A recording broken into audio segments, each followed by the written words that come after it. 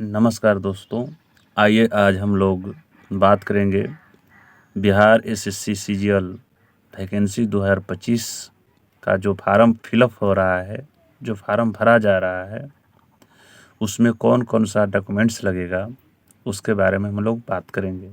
यह बहुत ही मुख्य बिंदु है, इसको जानना ज़रूरी है। यदि आप अच्छा से बिना समझे हुए फार्म को फिलअप कर देते हैं तो फार्म रिजेक्ट भी हो सकता है गलत होने से। तो इसलिए एक बार ज़रूर कौन कौन सा डॉक्यूमेंट्स लगेगा एक बार ज़रूर इसे देखिए। पहले हम लोग बात करेंगे मैट्रिक का मार्कशीट तथा सर्टिफिकेट। मैट्रिक का मार्कशीट लगेगा और सर्टिफिकेट लगेगा, ठीक है।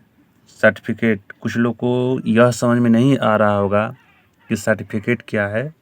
ये जो सनद के रूप में प्राप्त होता है, मैट्रिक का परीक्षा आप देते हैं उसके 2 साल बाद यह प्राप्त होता है।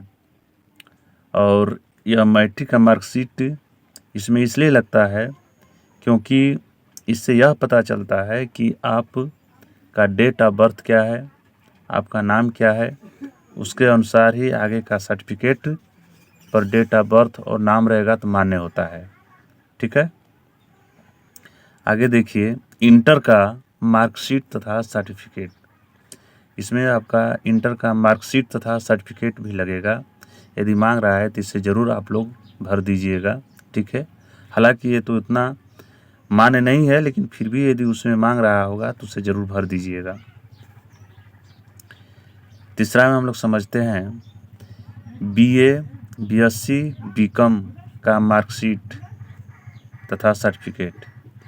यदि आप बीए किए हैं, बीकॉम किए हैं, चाहे बीएससी किए हैं, या कोई भी साइड से यदि आप ग्रेजुएशन किए हैं, ठीक है, केवल बैचलर डिग्री किए हैं तो आप भर सकते हैं। आप बीटेक भी किए हैं तो भी भर सकते हैं।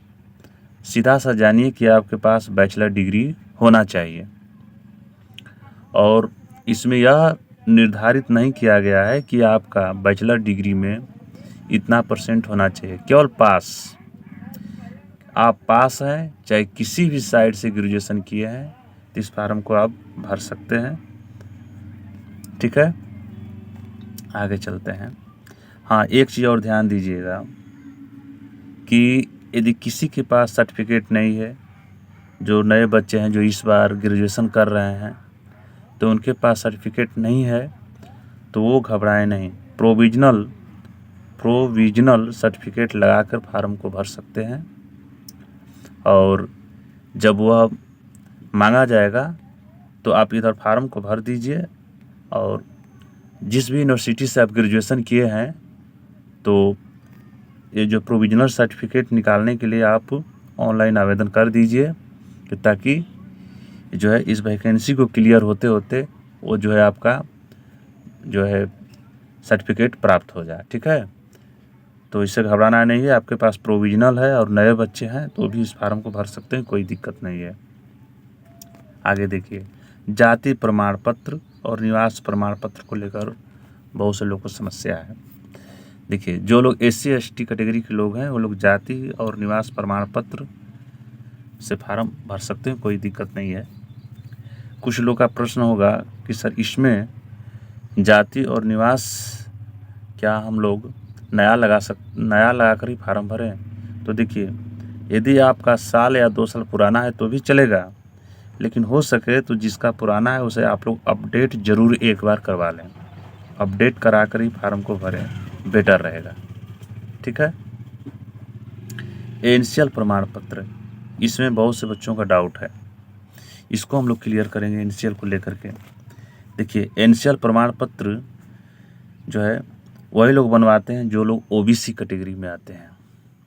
अब एनसीएल बनवाने के लिए पहले आप लोग के पास जो ओबीसी कैटेगरी में बच्चे हैं उनको एनसीएल बनवाना है तो उनके पास जाति प्रमाण पत्र होना चाहिए प्लस निवास, प्लस में आय होना चाहिए। ये तीनों कागज़ आपके पास रेडी होना चाहिए, ठीक है। जाति, निवास प्लस आय। आय ध्यान दीजिएगा, आय 1 साल से मतलब आय 1 साल पुराना इसका जो है वैलिडिटी होता है। आय नया बनवा कर ही इसे बनवाइएगा, ठीक है। जब तक आय नया नहीं रहेगा तब तक ये नहीं बन पाएगा। तो इसलिए ऐसा नहीं कि 1 साल पुराना आय हो, 2 साल पुराना आय हो लेकर चले जाएं, नहीं, ये इसका वैलिडिटी 1 साल की ही होती है, ठीक। आगे देखिए, फार्म भरने के बाद आपका फ़ोटो क्लीन और स्वच्छ होना चाहिए, साफ़ सुथरा। सिग्नेचर अच्छा से कर दीजिएगा, ईमेल आईडी अपना डाल दीजिएगा, ठीक है। और आधार नंबर सही सही भर दीजिएगा, क्योंकि सब चेक होता है और सब मुख्य है, ठीक है। मुख्य बिंदु पर हम लोग बात करेंगे, इसमें मुख्य क्या चीज़ होना चाहिए। देखिए पता, यदि आप पता भरते हैं तो सही ढंग से पता भरिएगा, ये नहीं कि कुछ भी भर दें और बाद में उसको सुधार करने के लिए जो है प्रयास करें, नहीं, इसमें सही से पता भरिएगा। मुख्य चीज़ इसमें यह ध्यान दीजिएगा कि आपका नाम गलत नहीं होना चाहिए और डेट ऑफ बर्थ गलत नहीं होना चाहिए। एक बार पता गलत होता है तो चल जाएगा, क्योंकि बाद में शपथ प्रमाण पत्र जिला से बनवाना होता है, दे देने पर चल जाएगा। लेकिन नाम और डेट ऑफ बर्थ और सिग्नेचर ध्यान दीजिएगा, नेम, नाम और DOB डेट ऑफ बर्थ या प्लस में सिग्नेचर ये चीज़ गलत नहीं होना चाहिए, ठीक है। बहुत सावधानी से, बहुत बारीकी से फार्म को भरिएगा।